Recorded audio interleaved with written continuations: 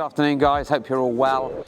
Today for us is Maunday Thursday, so the day before Good Friday. We're just going to have a few days off, and Martin has been working for the last couple of days on this. It's a 2025 Mercedes or Carthago C-line.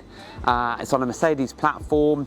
Big old front end on these vehicles, and that's the reason why this customer has come to us for our very popular front and rear color-coded parking sensors.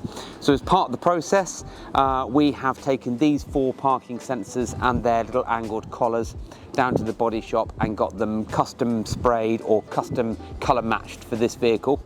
And here we have the 4 sensors on the front of the bumper. This one has been a little bit different to the last Mercedes Carthago we did because of this big bulbous number plate holder, but doesn't matter. This is what we do for a living, it's not a problem. So we've gone a little bit further out with our sensors B and C, and then sensors A and D are out there just above the driving light or the fog light on both sides. Wiring gets routed through the engine bay into the driver's side and connected to the module, where we pick up on power, a reverse signal and a foot brake signal to then feed to the beautiful little color segment display section that we fit on the instrument cluster. But we'll cover that bit inside after we have talked about the rear sensors as well. So join me around the back for the rear sensors.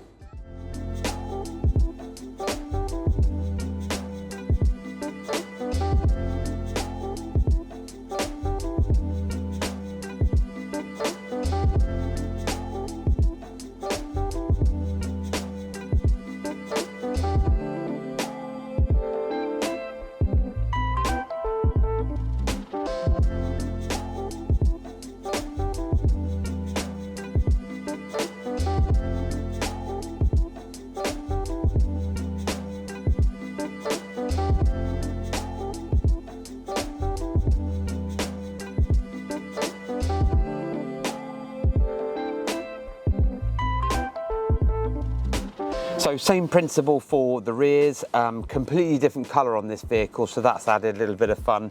Is again, we go down to the body shop, we borrow their expensive little spectrum tool, we then hold it onto the paint to match the colour of the sensors as perfectly as we can. 4 colour-coded sensors fitted with the wiring loom that gets run up underneath, and then attached into one of the rear, or the rear reverse trigger feed, and then all the wires, all the sensors get connected to a little ECU or an interface.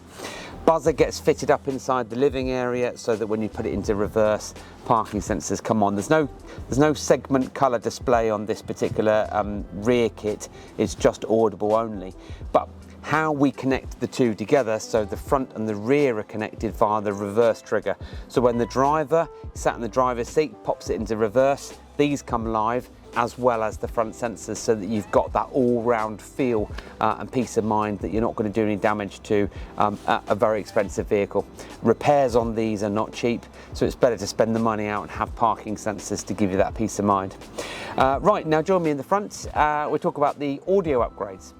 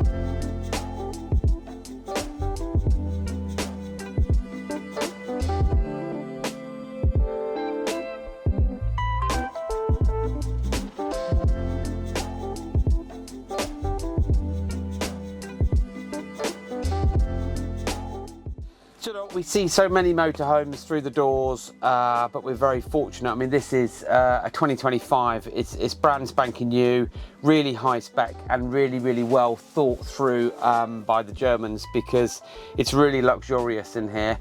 Personally, I wouldn't get on too very well with the tan leather interior, because it would probably get pretty grubby within a few months, but it does look really plush in here, and it feels like a lot of money, which of course it is, because motorhomes aren't cheap. So sitting in the cab here, as I said to you, at the back of the vehicle, when you put the vehicle into reverse gear, you don't get anything up on the dashboard in terms of the rear parking sensors and the audible beep. However, the front display for the front parking sensors will come live, and that will then protect the front end as you're swinging out. So if you're swinging out, reversing left or right, then the front sensors will light up. They're not audible. We did a video a couple of weeks ago now that was just dedicated front and rear parking sensors on another Mercedes, on a Heimer. This is on a Carthago, and again, exactly same system, same setup, same wiring, just a different vehicle. So we've done that as well. So if you've got a vehicle and you want parking sensors, then look no further. This is what we do every day. Now, going back to another video we did, I think also in the same sort of time profile, was the miserable motorhome M-Bucks owners. This is the Mercedes M-Bucks, and this is underpowered. Great, it's touchscreen. You've got your FM, got your DAB, got your USB, got your navigation, got your Apple CarPlay, and vice versa. But what you haven't got is very good power. So therefore, we have taken out and removed yet again the same speakers, the same brand that are fitted. Every single one of these motorhomes are fitted with these. They're probably about 20 quid to buy as retail, but to buy maybe trade 10, 12 quid, I don't know. Either way, ugh. So ultimately, we have replaced those in the doors with a set of Morel ultra tempo coaxial speakers. They've got a much better frequency range, which means they can perform better and give you much more clarity with a little bit more depth, but they're never going to give you that much more because of the size of the speaker. So in this particular install, exactly same as the last one, we've taken the front seat out and we fitted an Alpine 8-inch active subwoofer in there with its own bass control knob. This little knob here, you can turn it down if you've got a headache, or you can turn it up.